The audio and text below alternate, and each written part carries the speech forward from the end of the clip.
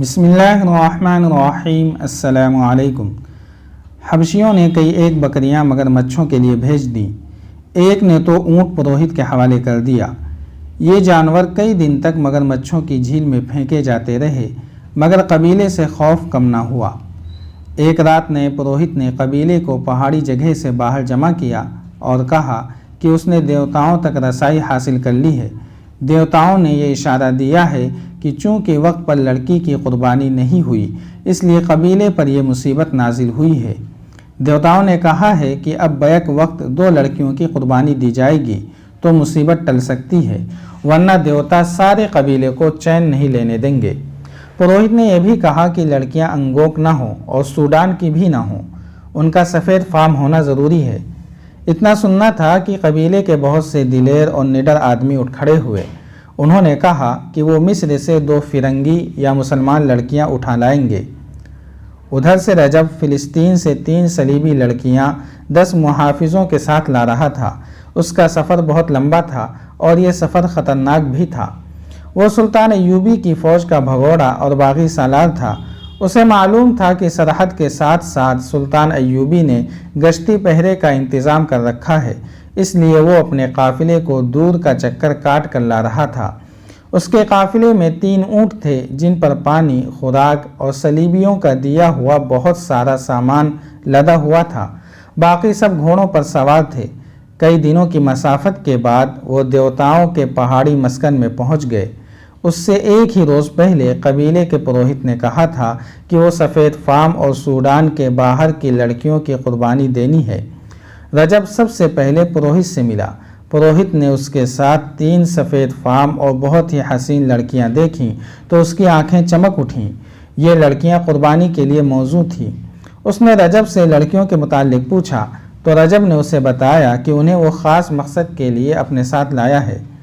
رجب لڑکیوں کو پہاڑیوں کے اندر ایک ایسی جگہ لے گیا جو سرسبز اور خوشنما تھی اور 3 اطراف سے پہاڑیوں میں گھری ہوئی تھی۔ وہاں رجب نے خیمے گاڑ دیے تھے۔ لڑکیوں کو چوری چھپے موقع محل دیکھ کر قاہرہ میں ان 2 آدمیوں کے حوالے کرنا تھا جن کے اتے پتے اسے صلیبیوں نے دیے تھے۔ لڑکیوں کے آرام و آسائش کا پورا انتظام تھا۔ رجب نے وہاں شراب کا بھی انتظام کر رکھا تھا۔ رات اس نے سفر سے کامیاب لوٹنے کی خوشی میں جشن منایا۔ صلیبی محافظوں کو بھی شراب پلائی، لڑکیوں نے بھی پی۔ آدھی رات کے بعد جب محافظ اور اس کے چند ایک ساتھی جو پہلے ہی وہاں موجود تھے سو گئے تو رجب نے ایک لڑکی کو بازو سے پکڑ کر اپنے خیمے میں جانے لگا۔ لڑکی اس کی نیت بھانپ گئی۔ اس نے اس سے کہا، میں طوائف نہیں ہوں، میں یہاں صلیب کا فرض لے کر آئی ہوں۔ میں آپ کے ساتھ شراب پی سکتی ہوں مگر بدی قبول نہیں کروں گی۔ رجب نے اسے ہنستے ہوئے اپنے خیمے کی طرف گھسیٹا تو لڑکی نے اپنا بازو چھڑا لیا۔ رجب نے دست درازی کی تو لڑکی دوڑ کر اپنے ساتھی لڑکیوں کے پاس چلی گئی۔ وہ دونوں بھی باہر آ گئیں۔ انہوں نے رجب کو سمجھانے کی کوشش کی کہ وہ انہیں غلط نہ سمجھے۔ رجب کو غصہ آ گیا۔ اس نے کہا، میں جانتا ہوں تم کتنی پاک باز ہو، بے حیائی تمہارا پیشہ ہے۔ اس پیشے کا استعمال ہم وہاں کرتی ہیں جہاں اپنے فرض کے لیے ضروری ہوتا ہے۔ لڑکی نے کہا، ہم عیاشی کی خاطر عیاشی نہیں کیا کرتی۔ رجب ان کی کوئی بات نہیں سمجھنا چاہتا تھا۔ آخر لڑکیوں نے اس سے کہا، ہمارے ساتھ 10 محافظ ہیں، وہ ہماری حفاظت کے لیے ساتھ آئے ہیں، انہیں کل واپس چلے جانا ہے۔ اگر ہم نے ان کی ضرورت محسوس کی تو ہم انہیں یہاں روک سکتی ہیں یا خود یہاں سے جا سکتی ہیں۔ رجب چپ ہو گیا مگر اس کے تیور بتا رہے تھے کہ وہ لڑکیوں کو بخشے گا نہیں۔ وہ رات گزر گئی۔ دوسرے دن رجب نے فلسطین سے ساتھ لائے ہوئے محافظوں کو رخصت کر دیا۔ دن گزر گیا۔ شام کے وقت رجب لڑکیوں کے ساتھ بیٹھا ادھر ادھر کی باتیں کر رہا تھا کہ پروہت اپنے 4 حبشیوں کے ساتھ آ گیا۔ اس نے سوڈانی زبان میں رجب سے کہا، ہمارے دیوتا ہم سے ناراض ہیں۔ انہوں نے 2 فرنگی یا مسلمان لڑکیوں کی قربانی مانگی ہے۔ یہ لڑکیاں قربانی کے لیے موزوں ہیں۔ ان میں سے 2 لڑکیاں ہمارے حوالے کر دو۔ رجب چکرا گیا۔ اس نے جواب دیا، یہ لڑکیاں قربانی کے لیے نہیں ہیں، ان سے ہمیں بہت کام لینا ہے اور انہی کے ہاتھوں ہمیں تمہارے دیوتاؤں کے دشمن کو مروانا ہے۔ تم جھوٹ بولتے ہو، پروہت نے کہا، تم ان لڑکیوں کو تفریح کے لیے لائے ہو۔ ہم ان میں سے 2 لڑکیوں کو قربان کریں گے۔ رجب نے بہت دلیلیں دیں مگر پروہت نے کسی ایک بھی دلیل کو قبول نہ کیا۔ اس کے دماغ پر دیوتا سوار تھے۔ اس نے اٹھ کر 2 لڑکیوں کے سروں پر باری باری ہاتھ رکھے اور کہا، یہ دونوں دیوتا کے لیے ہیں، انگوک کی نجات ان 2 لڑکیوں کے ہاتھ میں ہے۔ یہ کہہ کر وہ چلا گیا۔ رک کر رجب سے کہا، لڑکیوں کو ساتھ لے کر بھاگنے کی کوشش نہ کرنا، تم جانتے ہو کہ ہم تمہیں فوراً ڈھونڈ لائیں گے۔ لڑکیاں سوڈان کی زبان نہیں سمجھتی تھیں۔ حبشی پروہت نے ان کے سروں پر ہاتھ رکھا۔ رجب کو پریشان دیکھا تو انہوں نے رجب سے پوچھا کہ یہ حبشی کیا کہہ رہا تھا۔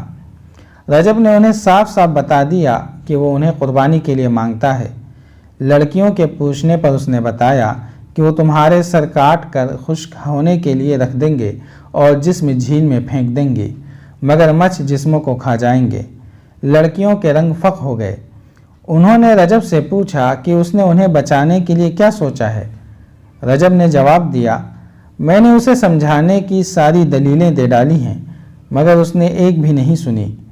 میں ان لوگوں کے رحم و کرم پر ہوں، میں تو انہیں ساتھ ملانا چاہتا ہوں۔ یہ میری فوج میں شامل ہونے کے لیے تیار ہیں لیکن اپنے عقیدے کے اتنے پکے ہیں کہ پہلے دیوتاؤں کو خوش کریں گے پھر میری بات سنیں گے۔ رجب کی باتوں اور انداز سے لڑکیوں کو شک ہو گیا کہ وہ انہیں بچا نہیں سکے گا یا انہیں خوش کرنے کے لیے بچانے کی کوشش نہیں کرے گا۔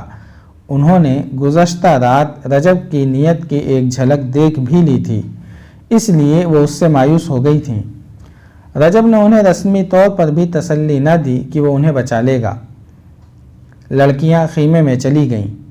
انہوں نے صورتحال پر غور کیا اور اس نتیجے پر پہنچی کہ وہ یہاں رجب کی عیاشی کا ذریعہ بننے یا حبشیوں کے دیوتا کی بھینٹ چڑھنے کے لیے نہیں آئیں۔ وہ بے مقصد موت نہیں مرنا چاہتی تھیں۔ انہوں نے وہاں سے فرار کا ارادہ کیا۔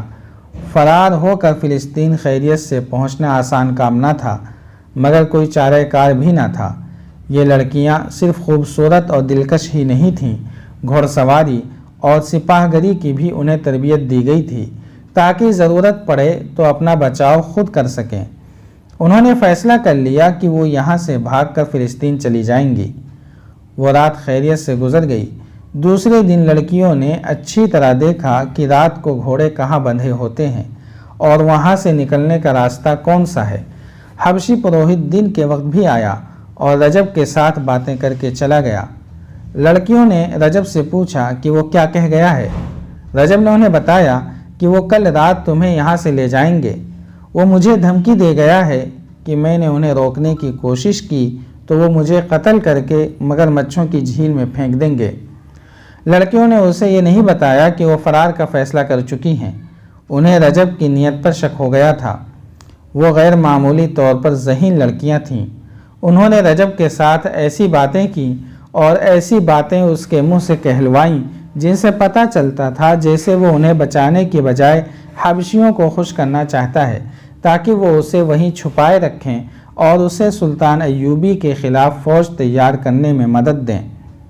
لڑکیوں کو یہ بھی شک ہوا کہ رجب انہیں ایسی قیمت کے عوض بچانے کی کوشش کرے گا جو وہ اسے دینا نہیں چاہتی تھیں۔ سارا دن اسی شش و پنج میں گزر گیا۔ رجب کو شک نہ ہوا کہ لڑکیاں بھاگ جائیں گی۔ اسے اس وقت بھی شک نہ ہوا جب لڑکیوں نے اسے کہا کہ ایسے جہنم نما صحرا میں ایسا سرسبز خطہ قدرت کا عجوبہ ہے، آؤ ذرا اس کی سیر کرا دو۔ رجب انہیں گھمانے پھرانے لگا۔ آگے وہ بھیانک جھیل آ گئی جس کے کنارے پر 5-6 مگرمچھ بیٹھے تھے۔ جھیل کا پانی غلیظ اور بدبودار تھا۔ ایک لڑکی نے کہا کہ یوں معلوم ہوتا ہے جیسے پہاڑی کے اندر چشمہ ہے۔ سب نے جب پہاڑی کے اندر دیکھا تو ایک لڑکی کی چیخ نکل گئی۔ پانی پہاڑی کے اندر ایک وسیع غار بنا کر چلا گیا تھا۔ رجب نے کہا، یہ ہیں وہ مگرمچھ جو یہاں کے مجرموں کو اور قربان کی ہوئی لڑکیوں کے جسموں کو کھاتے ہیں۔ ایسا ہولناک منظر دیکھ کر لڑکیوں کے دلوں میں فرار کا ارادہ اور زیادہ پختہ ہو گیا۔ جاری ہے۔ اگر آپ کو یہ قسط وار سلسلہ پسند آ رہا ہے تو لائک، شیئر اور کمنٹ کے ذریعے ہماری حوصلہ افزائی کریں۔ جزاک اللہ خیرا۔